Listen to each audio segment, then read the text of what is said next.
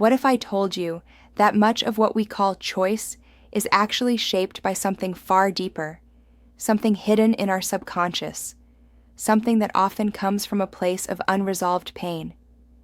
That thing is unhealed trauma, and whether we like to admit it or not, it plays a huge role in determining who we find ourselves attracted to and why. Trauma is not always something dramatic or catastrophic. Yes, it can be the result of abuse, neglect, or major loss. But it can also come from quieter wounds. The times you felt unseen as a child, the moments you had to suppress your true self just to be loved, the years you spent living in an environment where emotions were not safe to express.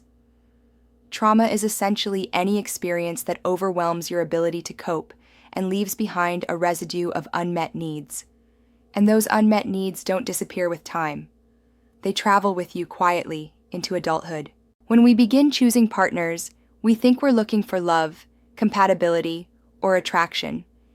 But beneath the surface, our subconscious is searching for something very different. It is searching for familiarity.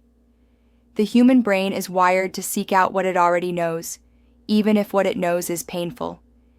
If you grew up in an environment where love was conditional, where you had to perform, please, or sacrifice yourself to feel valued, your nervous system wires that experience as normal. Later in life, you might unconsciously gravitate toward partners who replicate that same pattern, even when it hurts you. This is why so many people feel like they keep dating the same person in different bodies. On the surface, the relationships might look different, but at their core, they replay the same emotional story. A person with abandonment trauma, for example, might repeatedly find themselves with partners who are emotionally unavailable or inconsistent. Someone who grew up around criticism may be drawn to partners who subtly undermine them. And someone who never felt safe expressing vulnerability may end up with a partner who shuts down or avoids intimacy. These patterns are not accidents. They are the subconscious trying to resolve unfinished business. Think of it this way. Trauma creates an emotional wound, and deep down, the psyche wants to heal that wound. So, it subconsciously seeks out partners who resemble the people who caused the injury in the first place, hoping that this time it will be different. It's like the child inside you still waiting for the parent to finally show up, to finally say, "I see you, I love you, I accept you as you are." But what happens instead is that the pattern repeats, because the partner you choose is not there to heal your childhood. They are simply echoing it. This is why unhealed trauma often keeps people stuck in cycles of toxic relationships. It is not that you are broken or unworthy. It is that your subconscious is on autopilot, chasing a familiar story, hoping for a new ending. But unless the trauma is acknowledged and healed, the ending remains the same. Many people blame themselves when this happens. They think, "Why do I keep attracting the wrong kind of person? What's wrong with me?" But the truth is, it's not about blame. It's about awareness. When you realize that your attractions are often trauma-driven, you can begin to question them.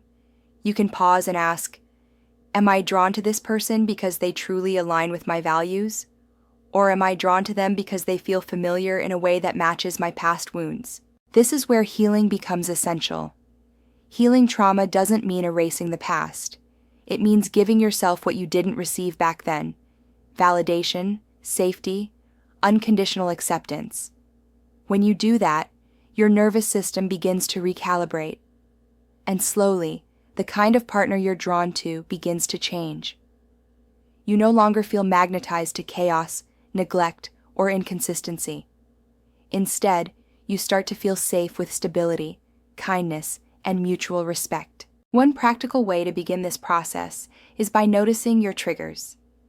Pay attention to the qualities in partners that spark both attraction and fear. Ask yourself, does this remind me of something from my past? If the answer is yes, it may not be love.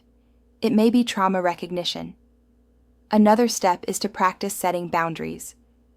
If you grew up in an environment where boundaries were not respected, you may feel guilty for saying no. But boundaries are the foundation of healthy love. They protect you from repeating cycles of self-betrayal. Therapy, journaling, and mindfulness can also be powerful tools. Writing down your relational patterns over time can reveal the hidden threads that connect your past to your present. Mindfulness helps you slow down enough to notice the difference between a trauma-driven pull and a genuine connection. And therapy provides a safe space to untangle the wounds that keep resurfacing. It's also important to understand that healing is not a straight line. You may still feel drawn to old patterns, and that's okay. Awareness itself is progress. Each time you recognize the pull of trauma and choose differently, you are rewiring your nervous system. Over time, what once felt irresistible will lose its grip, and what once felt boring will start to feel nourishing. Unhealed trauma may choose your partners for you in the beginning, but healing allows you to reclaim that choice. It allows you to step out of unconscious repetition and step into conscious love. And conscious love is not about filling a void. It's about two whole people choosing to share their lives, not because they need each other to survive, but because they want to grow together. The next time you feel that powerful pull toward someone, pause and reflect. Ask yourself, is this attraction coming from my wholeness, or is it coming from my wounds? That question alone can change the trajectory of your relationships. Healing trauma is not easy. It takes courage to face the pain you once had, to bury just to survive. But when you do, you give yourself the chance to break the cycle. You give yourself the chance to experience love that is not a reenactment of your past, but a creation of your future. And most importantly, you give yourself the gift of freedom, the freedom to choose love from a place of clarity, not compulsion. If this message resonates with you, I invite you to subscribe to this channel. Together, we can build a community where healing, self-discovery, and authentic connection replace cycles of silence and self-betrayal. A place where none of us have to walk this journey alone, because healing becomes easier when we do it together.